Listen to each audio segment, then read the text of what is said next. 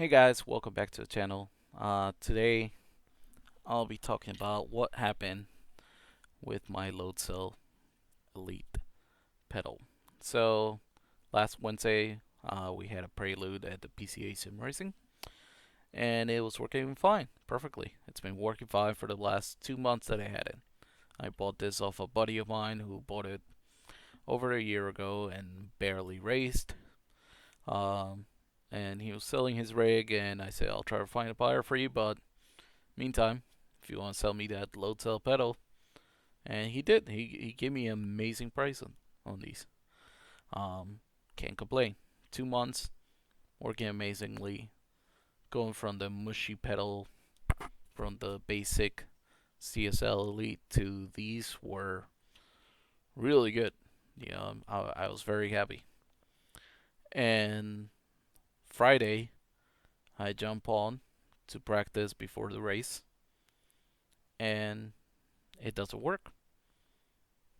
I try resetting, recalibrating, turn it off, turn it on again, um, changing USB ports, anything that could be reasonable, nothing. And I was pissed. You know, here's race day, and I can't use my pedals, and I can't really go, changing the clutch to be a brake and all that stuff because you gotta change out the box and that comes with it. One's meant for the load cell, one's just meant for the other type of pedal. So gave up, quit the race, took it all apart. I know that a lot of people when they install these, they tend to kink them when installing it, and this get pinched and it cuts the wire.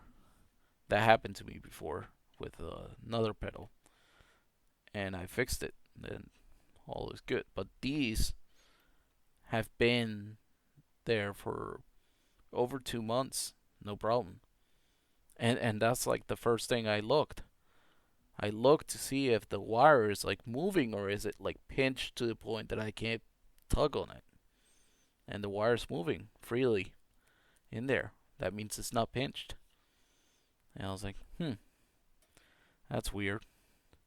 Can't really test if it's the box because the box is there to recognize a load cell.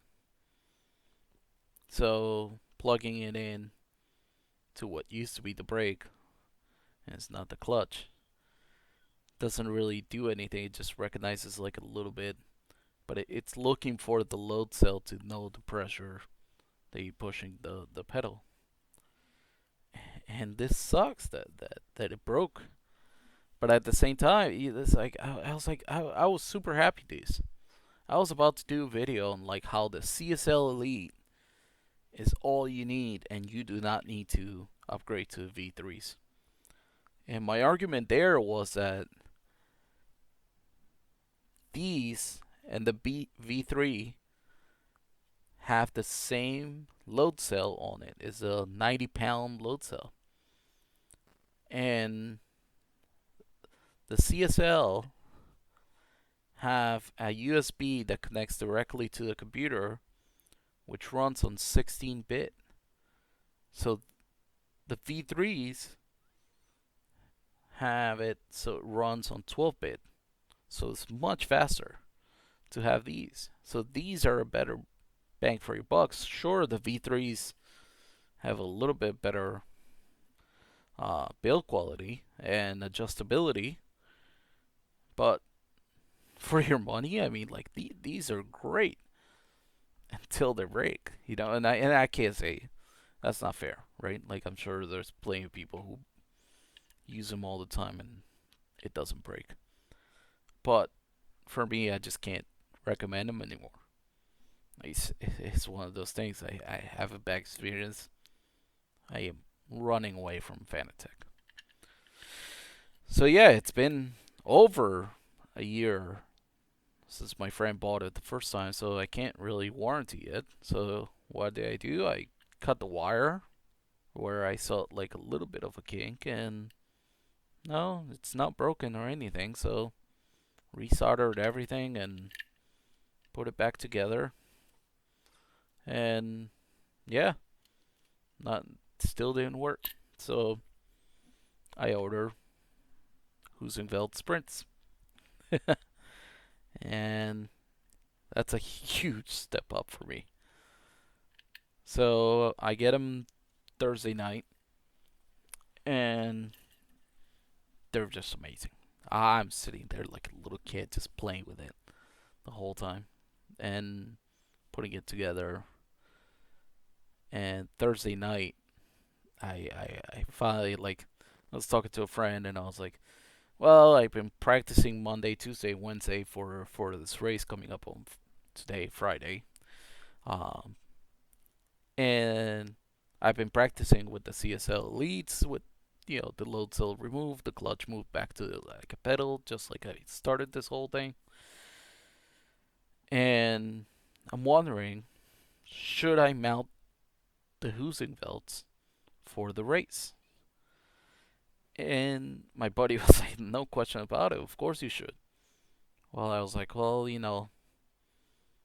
it's gonna get time to get used to it. I don't want to go into the race day like this. And he's like, dude, it's gonna take you no time, and you're gonna be amazed by it. It's like, all right. So I do that. Get him Thursday, put him all together Thursday. Thursday night, I was like, you know what? I'm gonna go downstairs for half an hour, test out these pedals, get used to it. Pull up Road Atlanta, which, just to put it into perspective, on Wednesday night I could not break 131s, even like high 131s. Like I mean, like 131.8, 131.9, and I'm just like, oh man, I suck, which I do, but at the same time, I'm just feeling discouraged. I'm feeling bummed about my load cell not, I'm getting used to again to the other pedal, and I'm just like, I'm getting the hang of it, but at the same time, just like, these guys are gonna murder me. I'm gonna be so bad. Well, put them on, load up a test, and take it out. And I'm like, man, I'm loving the accelerator, loving the brake. Oh, feels amazing. Start playing around with the curves, everything like that, trying to understand how that makes the character of the car feel different, everything like that. I'm like, this feels great. Immediately, a couple laps in, like maybe 5, 6 laps in, 130, 129s. I'm like, whoa, 20 minutes into this, and I'm hitting the 129s, which still slow with the Cayman GT4 MR Club Sport, whatever. But for me, coming from the 131s to the 129s, like Monday, Tuesday, Wednesday, 131s. Thursday, I get the pedal. Boom. 129s. I was like, game changer, right? Like, I am stoked. So, I am excited. Friday, here comes the race. Get out and practice. And I'm just like, 129s, 129s, 129s. I am as consistent as I can be.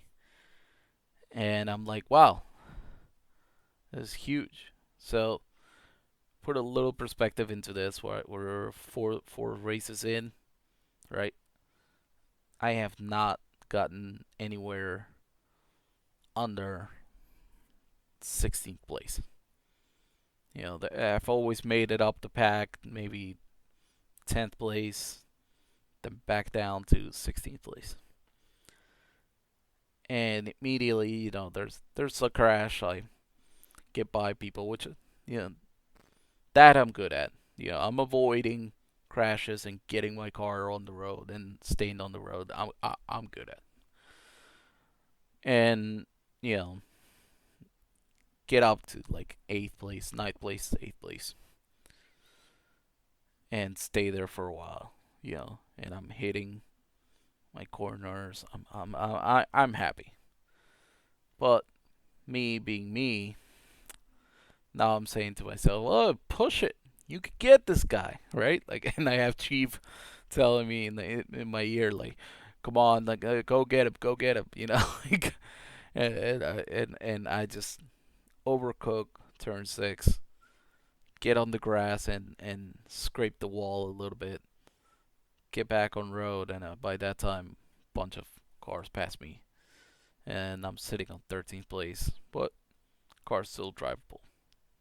It's a little bit slower, but it's still drivable, and I'm still pretty consistent, around the lap, and I am passing some of the guys who passed me, and I get back up to 10th place.